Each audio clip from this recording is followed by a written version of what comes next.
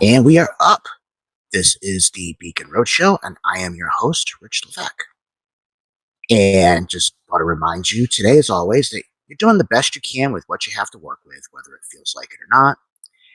You are enough and you matter. So please take extra special care of yourself today and every day. On a Beacon Roadshow, everything is intended to come back to this message, to wrap around this message, because ultimately we're all doing our best to be our best and to be seen and heard, both by ourselves and the world around us. The goal for this show is to honor that by speaking of how that works for us and how it can look.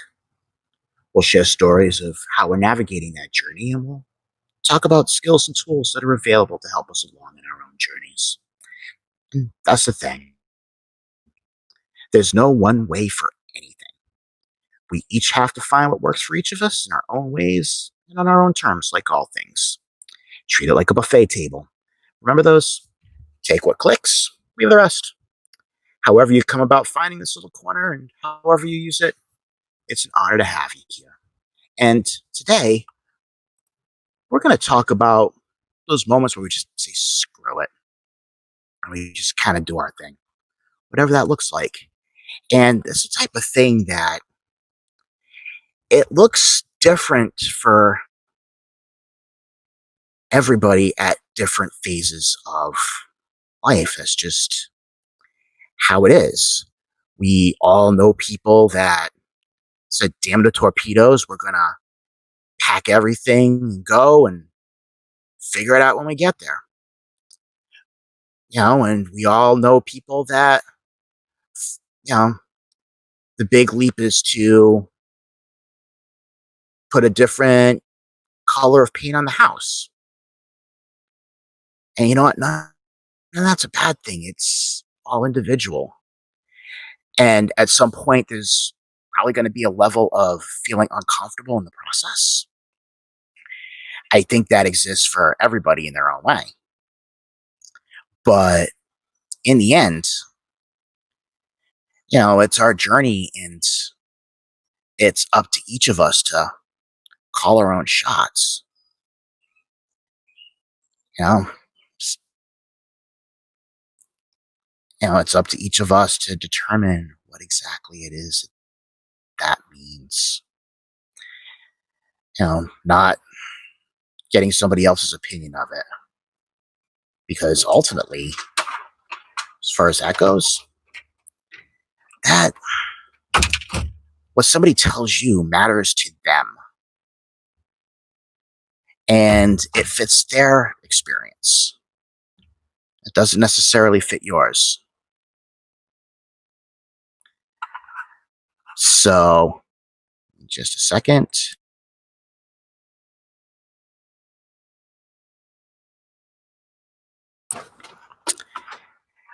So what I did over the last couple of days is I put it out in different aspects of social. And basically the question was to tell me basically about a time where you pretty much said, fuck it, and, did your thing. How did it feel? What did it look like? Did it work? Not that it necessarily matters. I think there's times where we kind of go and, maybe we don't necessarily stick the landing, but it's ultimately about growth and learning, really. We're in a world where we learn that results are everything. And, you read enough stories about people on their deathbeds, and when they hit the end of the line, they don't care about how much money they made or what level of promotions they made or how pretty their house was. It's always the stuff they missed out on that they're kicking themselves over. You read that left and right and up and down. And it's really, it is what it is. We do what we do. We learn what we learn. We know what we know. So what I'm going to do is, a couple of these were done in private groups, so I'm not going to put names on them, but I'm going to read them verbatim. This first one, you know, story springs to mind. Many years ago, when I was at uni, I was in a shop and overheard the shop assistant talking to a customer about having been let down by a face painter for a kid's party. Nobody even asked me, but for some reason, I found myself offering my services to do the face painting. Had I done it before? Nope. Did I think I could do it? Hell yeah. They went for it. Managed to persuade a friend to help, and we went there later that day. It was hilarious. Luckily, I have no photos, and I don't think it was the best job. It wasn't the worst, though, and got a free meal at the restaurant. My friend was more scared by the experience. All in all, it was fun. Smiling, recalling it now, so yeah, it worked out. That's the thing when you just kind of jump into something. You know, the worst case scenario is you're gonna have a hell of a story to share when you're 85 and you're sitting on your rocker drinking your country time lemonade. Because for some reason I have this in my mind. I think there was a commercial when I was a kid with it, and it was old people sitting there telling stories, and that's just the vision. And ultimately, that's kind of it's about collecting moments and experiences. And tell another one over here. Um, I remember trying to fix every issue staff brought to me as their new manager. I thought it was the best way to earn their trust and support. But then I realized by getting involved in some issues made it much worse, or at least much more complicated. So I said, fuck it, let them work it out on their own, and I'll intervene if needed. Worked out better for everyone. Sometimes that's saying screw it is not doing the thing, not putting the band aid on something, you know, not jumping in. A lot of times we think we're Superman jumping in trying to save the day, but in the end, we're like, young Spider-Man, Peter Parker, trying to figure his stuff out and just totally bumbling through it 6 different ways from Saturday, and getting, having to hear about it from Tony Stark. And I think, sometimes we all have that experience. We could feel like, especially if you're a position as a supervisor, and you're the one that's gonna hear about it, whether it's fair or not. That's just what happens. Things just kind of roll downhill, and you know they either gonna blame the supervisor or they're gonna blame the easiest target. And that goes into a whole other episode on leadership, and we'll do that some other time. But yeah, sometimes fuck it is the thing you stop doing and stop covering up and stop being the hero. And what happens is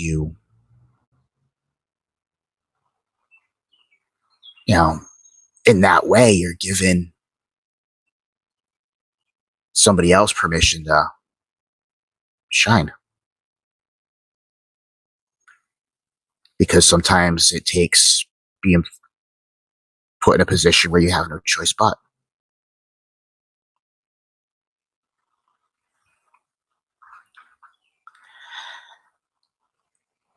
Sandra's comment: I've always been extremely shy. Back in junior high, my friends convinced me to audition for a solo for our spring concert. When I got to the front of the room, I couldn't do it. As soon as I started To sing it came out as a whisper. Singing in front of people was apparently one of my biggest fears. About 5 years ago, I went out with a couple of friends to a winery, and after having a couple of glasses of wine, we went to a bar for karaoke. We sang together. Two songs, I didn't even care. Side note, I wasn't even buzzed. The effects of the wine had already worn off before I even got to the bar. I had sung in front of over 20 people. I faced my fear and felt so good about myself after that. Now I'd be okay if asked to sing in front of a crowd, even though my voice is not good and I have no musical talent. And talent is such a subjective thing. Somebody's going to like your voice, some people won't. Sometimes having something of a voice that's out of the ordinary is exactly what the doctor ordered. And it's something like karaoke. It's really about letting loose and having fun. My goodness, I remember, for whatever reason, I was a kid. I had it in my head that I couldn't sing worth a lick, and I didn't know why.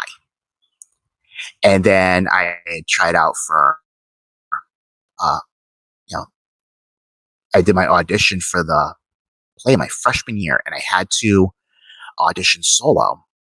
And I sang a song, and it came. At first, I kind of sang like this, and it was almost like the directors knew, and they're like, "Just freaking sing it." And I just kind of went with it, and all of a sudden, like my voice came out, and I was like, "Wow, this doesn't suck. This does not suck." And I got to the point where I was confident singing in public, and got to do it off and on over the years. And it's really actually quite fun. Even when you have an off moment and you start to sing a note and it doesn't come out. It doesn't matter. Linda writes, when I got my professional engineer's license, a colleague and I were going to quit our job and start our own business. We had a name and everything. We were just about to jump ship when he announced that his wife was pregnant with their second child and he couldn't risk not having a steady paycheck. Ugh. That's always the biggest fear when going into entrepreneurship is, you're kind of walking away from that security, which isn't as strong as people think, but you know what, I was so scared, but I said, fuck it, I ain't staying here. And jumped ship by myself. And I'm still going strong 13 years later. Absolutely. And sometimes there's a strength in just going and knowing that there's no safety net and just gives you the opportunity to just shine on. Hello, Simon from the UK. Great to see you. Thanks for coming by. And a lot of it is, the security isn't so much a guarantee as it is what we know, but our minds convince us that it is. It is certainty, and you know that you have that to fall back on. And ultimately, nothing's guaranteed. Um, my friend Sean shows a picture, and he's all about boat life. He's an amazing story in and of himself, and he primarily was off of his houseboat during the warmer months, and he's in the process of working his way down the East Coast. And I know that that's been his goal to do that full time, and he's got it down. And he's somebody I am incredibly proud of. And got another picture that I'm looking at. A friend of mine, Dave. And before I wrap up, I'm going to tell my story, and he's going to be a part of it. And he's showing a picture of he's at an event, and a self transformational event. I saw this one on. I saw the film of it. I didn't get to know him until maybe about a year later. And It's another amazing story that he'll and it's for him to tell. But he ultimately, took a leap from a pretty solid career in the kitchen and became a life coach. He started with men, and now he's branched out and is working with all kinds of different clients. And I know from experience, he is a powerful, powerful speaker and coach and instructor and amazing human. I've been blessed. I have a lot of powerful, incredible humans in my life. Keisha talks about she had her nose pierced in January. I'd never done it when I was younger because I don't like my nose. When I hit my 40s, I said, fuck it. Shave one side of my head and pierce my nose at 42. And, sends a picture and she's absolutely stunning. And sometimes it is. It's, a change in gears of, how you present yourself. It could be, I've always wanted to do a beard, or I've always wanted to buzz the dome, or I've always wanted to get this particular tattoo, and just saying screw it and doing it.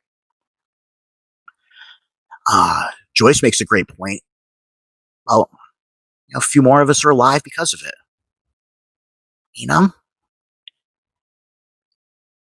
there's something to that because you never know. Sometimes you don't necessarily know what you're jumping from. Everything works out as it's supposed to, of course, because that's how it worked out. But, you don't always know.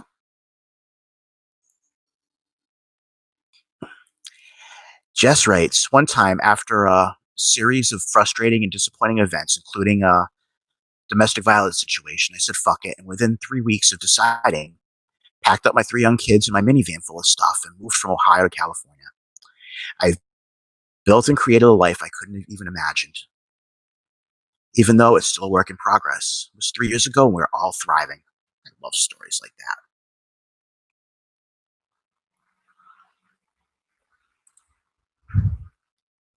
So there's really a lot more stories like this around us, more than we know. Here's one. When I was 14, I was sitting in juvie talking to a 13-year-old girl who was picked up for prostitution and was pregnant. It's it saddened my heart so deeply. I'd accumulated 4 felonies on my record, and by then I had a hard life and knew I wanted more. I tested out of high school at 15, and by 21, I'd earned 3 BAs and an MA while having a baby on my hip and working full time. Holy shit. I started teaching political philosophy at a university at 21. There's not much in my life that felt more rewarding. It was hard work, but it taught me I can do anything I set my mind to.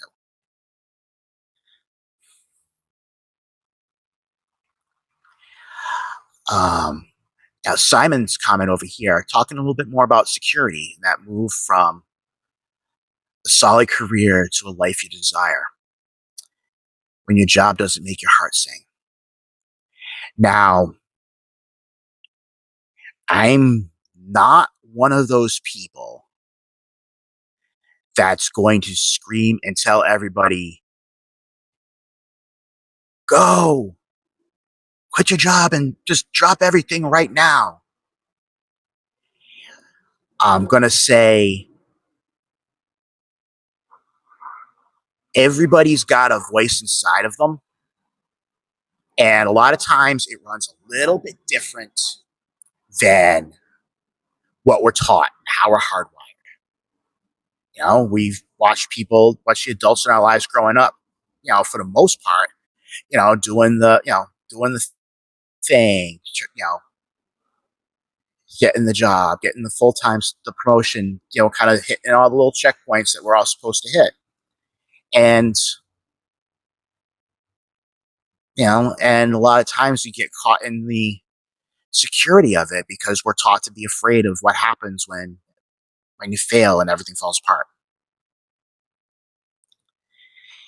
And this is going to be a question for people to ponder. I'm not going to give you the answer to this. You have to come up with this on your own. If your life is something that really doesn't feel right, you feel disassociated, you're miserable, and you're filling that emptiness with God knows what, whatever, and you're kind of killing yourself slowly in the process. And what's the effect on, how's that affecting you? What's the point of keeping it all together for the show or for the security if you get to the end of the line and you feel like you wasted it?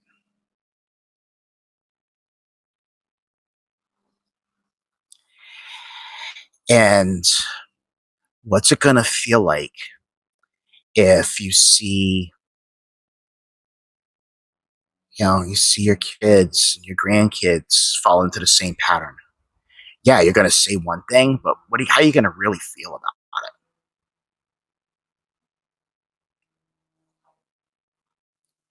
it? The odds of us landing here, hitting the right sperm and the right egg at the right time, and having that one thing win that spermy Spartan sprint, and that opens up all kinds of combinations in the DNA, and you landed as this one unique being, and you get a certain amount of time. Nobody knows. That's really our biggest commodity, our most important. We have an X amount of it. We don't know what that is. We don't know until the end. That's just how it works. And do you want to make the most of it? And you get to decide what that is. Or are you going to just, let somebody else call the shots for you? That's your call. That's your choice. And, I'm not going to judge you for what you pick, but I'm going to throw it out there for you to think about. And it's worth thinking about every day because it changes by the day. Life changes by the day. We get new information constantly, and it leads us to different places. Nothing's a death sentence until it's a death sentence. Just throwing that out there. I'm going to go back and I'm going to rip through a couple more of these. Caitlin writes, I wanted to go to this music festival, but none of my friends were going. But I knew some acquaintances I knew from other events that were definitely going to be there. I usually am really anxious and cautious around new groups of people. I am constantly feeling like I am too much. So I usually wait until I'm sure I'm accepted before relaxing. I'm kind of waiting for that sure thing, waiting for that right button. Most of us do that. You're far from alone. Anyway, I decided to say fuck it and messaged one of these acquaintances to see if I could camp with them. They said they had gotten a cabin on the festival grounds, and that, yes, they had a spot open and I could take it. So I went. And I had a magical, transformative, spiritually moving weekend. I danced and stomped in the mud. A lot of us, when was the last time we danced and just had fun in the mud? This stuff doesn't have to end just because we're adults and have bills. None of the things I'm usually afraid of happening happened. It was the most magical and memorable weekends I've had in the last 5 years. Isn't that amazing? You just kind of, putting yourself out there and, there's a little bit of power to being in a situation like that. Because if you're not around your usual crew, you don't have the expectations that come with that, for good, for bad, for indifferent. You know, it's not a bad thing. It's meant well. But, when we're around when we're in our regular elements, we float back to whatever roles we are. And, sometimes we may feel like they need to change, but, sometimes what happens when you leave the box, kind of look at you weird and everything looks different. It's kind of like at the end of the Truman Show, and Truman kind of figures everything out. Sees a little light in the back of what I was actually a studio. What happens to all of us when we see the little hole? Because we all, through our own experiences and through our own stories and our own beliefs and our own backgrounds, and through no fault of our own, we all live our own Truman Show. What happens when you see something else? And when you're in a situation like Kayla was talking about, there's your opportunity.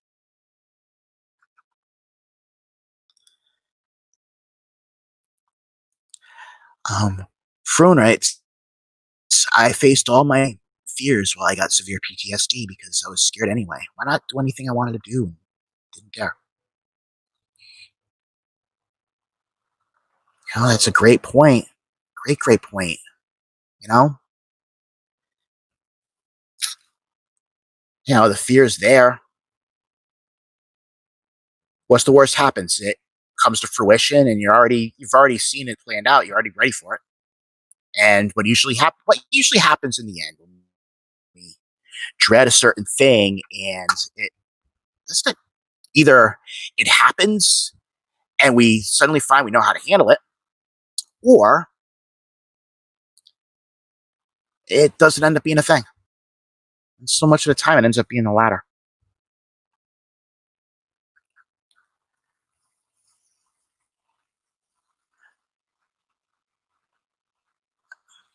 Here's one about saying fuck it and turning himself in at a police station and um serving a couple of days to get past an old warrant. Part of the process to get your license back.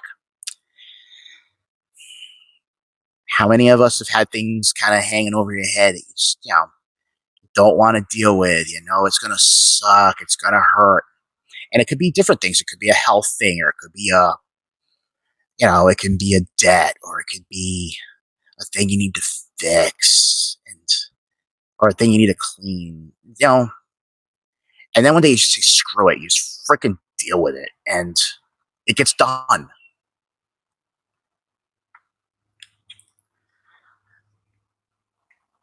And, that's really just such a cool experience to have when you get on the other side of that, because it really is an accomplishment, because you get past your own shit. And we don't give ourselves enough credit for getting past our own shit, even if it's a small little victory. I'm gonna hit a couple of these different. I'm still a sucker for love stories. Rochelle writes, I moved from Colorado, where I'd lived my whole life, to Kentucky to live with my girlfriend. Half of my family was all for us since they knew mine and my girlfriend's history, but the other half was guilt tripping me into staying. I almost said no, but at the last minute, I just didn't do it. I miss my whole family, but I gained a whole new family. It's crazy. And Lisa has one. Bought a ticket to Morocco on a whim to finally meet a gentleman friend in person after 4 years of friendship. We got engaged, and I'm going back in October. Hell yeah. Those are the things that, what?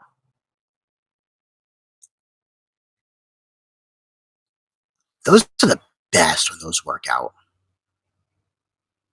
Yeah, I'm a sucker for that. Yes, everybody's got their, yeah, but this happened on Tinder, or this story happened with this one person I met. And yeah, I've been there, done that myself. But there's that experience of kind of getting to know somebody and kind of learning each other's stories. And, you know, sometimes it is everything you thought, or even better. And we just jump. Cats is along the same line. Moved to Tucson, Arizona with my partner. Sight unseen, no jobs, never stepped foot in the state, knew no one. Sold off most of our stuff, found an apartment online, and traveled a couple of thousand miles on a hope and a prayer. All these years later, I'm still here. She and I are not together anymore, but are best friends. Glad I took the chance. Exactly. The story doesn't necessarily have to play out to the expectations to have the happy ending. You don't get to decide the outcome. And that's kind of part of the security thing. We try to game it, we try to game it, we try to game it, but when you're looking into the future, there's always going to be this piece of information that you can't possibly have right now. And it's going to show up, and it's going to change things. And you're going to, your instinct is going to be to kick yourself and to, try to, how could I not think of this? How did I not see this? Because you can't, it's impossible. Give yourself a break. Ride the wave.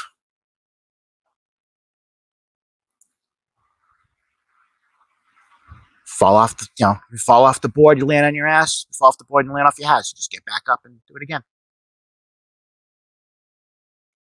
Jody, seriously though, I made a decision to say fuck it and walk away from a thriving career.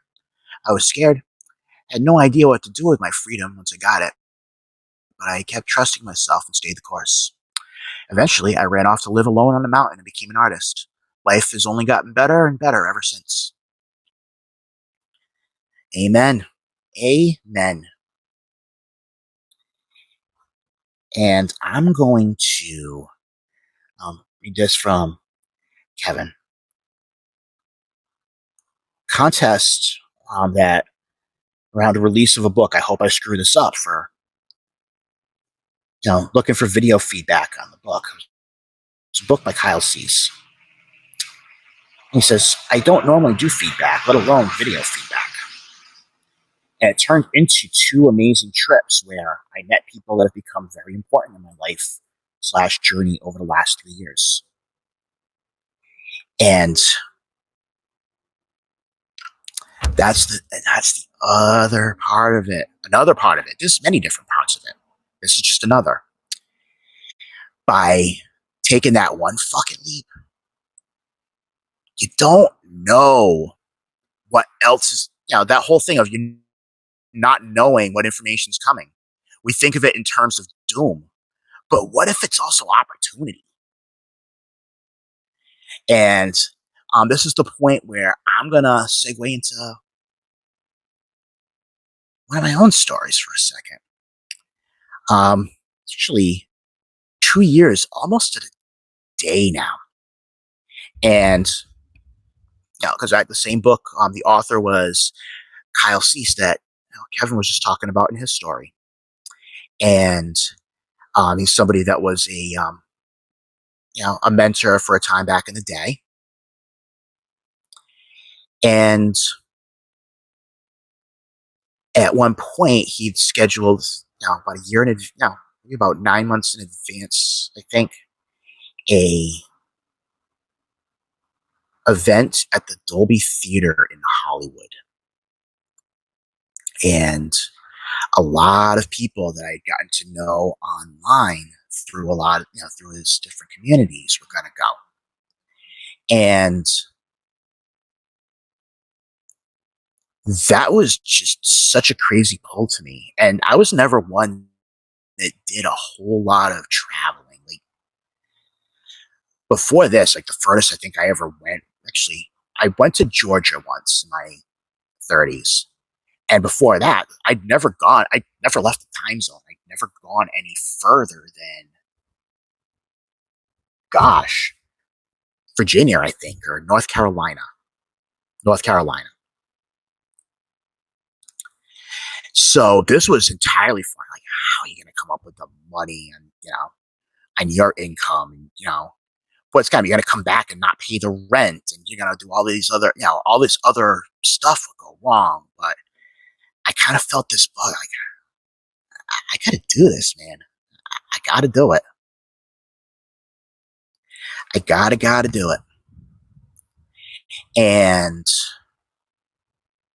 right around the new year in 2018, now I still had no clue how on God's green earth I was going to have the rest of the stuff on the place, but I dropped $100, whatever it is, and I got a ticket for the weekend. Just freaking did it. And I sat on it through January, February, March. Never really dealt with it. And then came April, and I'm just kind of like, this thing's in 2 months. I should probably, should I get off the pot here? And what I did, actually, no, I didn't do anything. I just kind of sat in. I don't know. What do I do? What do I do? What do I do? What do I do? What do I do? What do I do? And then, like, randomly,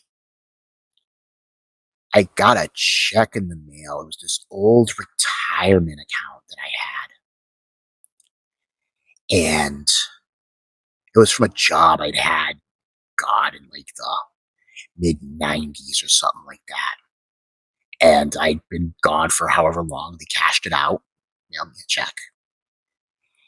And it was a decent, it wasn't a big sum, but it was enough for me to start to do things like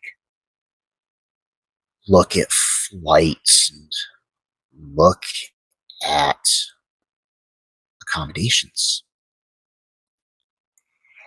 Here's where it really starts getting crazy. I found a round trip, straight flight, no connections, from Boston to LAX for like, it was like $500. What? Done. Booked the flight. I then went and looked to see, maybe there was something on Airbnb.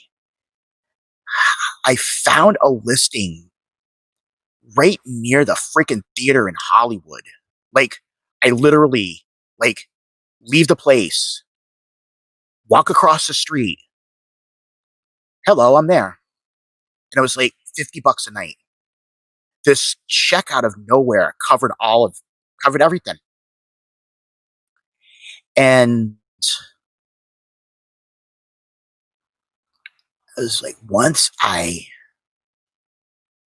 got on the plane and once I landed, like, something shifted in me. Like, I was, the person I thought I wanted to be in my head. Like, things just, I kind of was, meeting people and connect like left and right, people that I knew online, bonding with them and going and hitting up taco trucks and just saying yes to all these different, you know, amazing things and seeing these museums and met up with an old friend from out here and saw some stuff and just saying yes to things and not worrying about the budget. Like literally, like I would go and I would, drop money on something that I would normally not. And then all of a sudden, like this other thing would appear in my bank account. Seriously, this is just what kept freaking happening the week I was out there. And, you know, the tip of the iceberg, oddly enough, weirdest analogy for what's about to come next. We'd spent a day after the event up out at Venice Beach. And now, if you know me, I love the beach. I love being by the ocean. I freaking hate being in the water. I hate anything that I'm not connected to solid ground on. I can swim, but for me, swimming is a thing that I do, that I know how to do in case one day I need to do it to not die.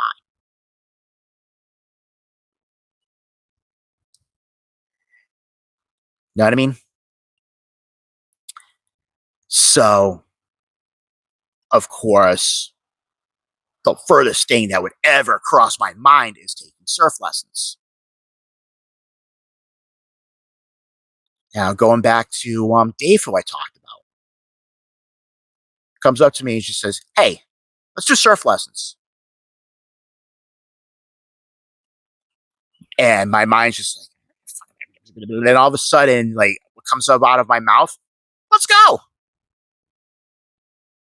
And of course, my ego is just like, you're freaking kidding me. What the hell are you going to do? I mean, you're going to go out, you're going to put a freaking wetsuit. You're going to freaking do it. I'm like, that was exactly what I did. I went, I took the lesson. I was, we kind of would practice stuff, the whole, the steps on the, we did it on the sand. And I was getting so frustrated because I kept frigging it up left, right, north, south, west. And then we got to the water. And, the first time I fell off and, had a drink of some Pacific. Second time, I almost got to the end and I kind of fell off. It wasn't as drastic. And then, whatever reason, I'd hit some adrenaline and I just stopped thinking. I just kind of, I stopped thinking of steps. I just kind of went with whatever at the moment. Hit the wave, jumped up, and my ass was freaking surfing in the Pacific on a big ass board, freaking rolling, landing right back in. Like I've been doing it my whole life.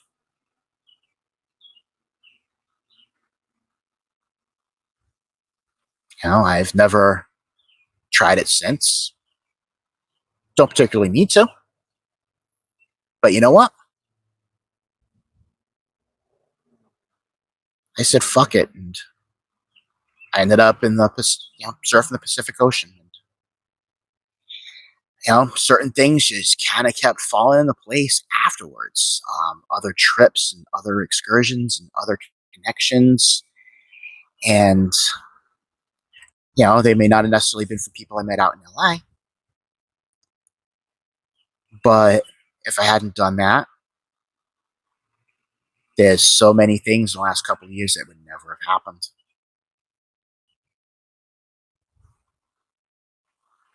I certainly wouldn't be putting out a podcast and telling these stories. Definitely wouldn't be doing that. Promise you that for sure.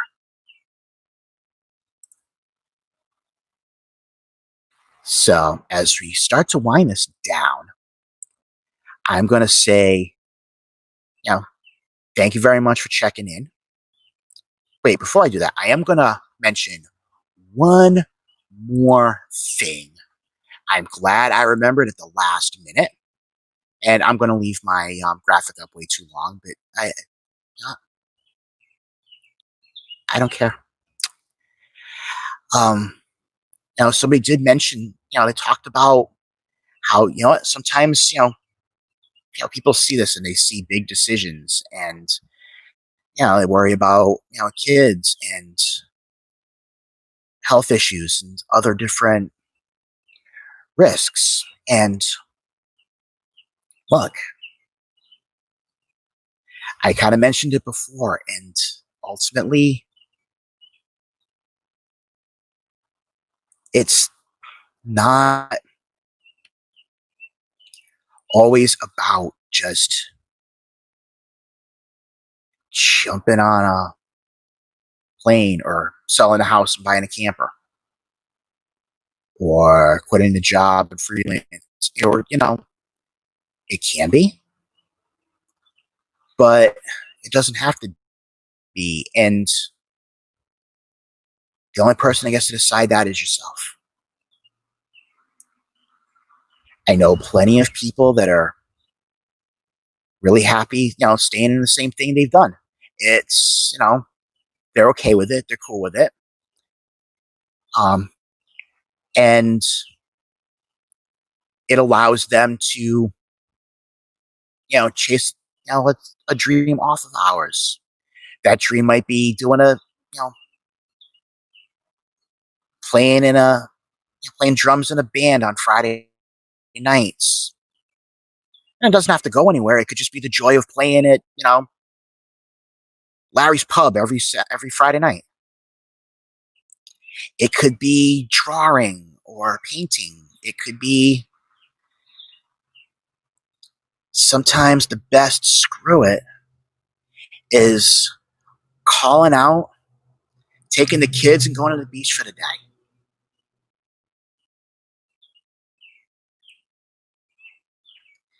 Just like the world doesn't, you know, dictate that you have to stay in a certain pattern, it also doesn't dictate that you have to take these crazy jumps that aren't, that don't feel like they're you.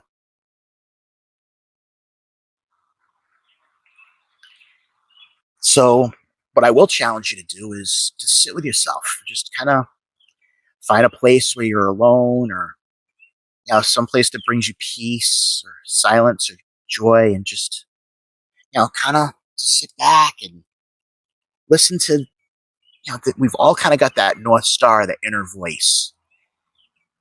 Every one of us does. Most of us don't listen to it. Most of us can't hear it because there's so much other noise around there. And it's a practice to learn how to connect to it. I don't say that saying I'm any sort of expert at it. Oh, God. I struggle with it just as much as anybody else. I'm not going to lie about that. But I will say this. If you want to go and spend a lot of money on,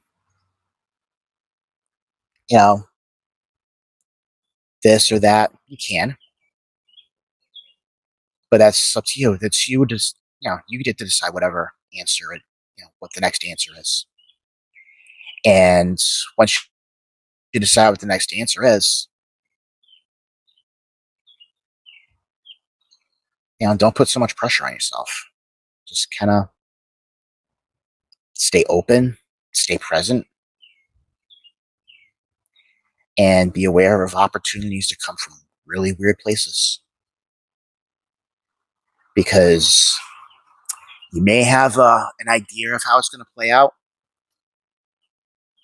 and it'll more than likely play out if you stay in it. But you got to be open to the possibility it may not land exactly how you think it will. But also, that's where the best adventures come from. whatever adventure it is you choose. Whether it's saying yes to that dinner date or moving to Alaska. It all counts just the same. I'll be up in these same places tomorrow, at the same time, 2 o'clock Eastern. And my website is beaconroad.net. And I've got my blog up there. I'm going to have a post up later today. I'm also going to put a copy of this up there either later tonight or tomorrow. I'm at Beacon Road 10, number 10, on Facebook and on Twitter. I am at Beacon Road on Instagram. Feel free to check it out. Come say hi. And I am taking Patreon subscribers as of now, I guess. Patreon.com/Beacon Road. If my mission or anything I say really calls or appeals to you and you feel like you want to jump on and help out, greatly appreciated. If you just kind of want to hang out or like or share with a friend, subscribe, on the socials, YouTube, look up Beacon Road with Rich Levesque. And that's all I got to say for today. So for those who check it out here on the podcast, thank you very much.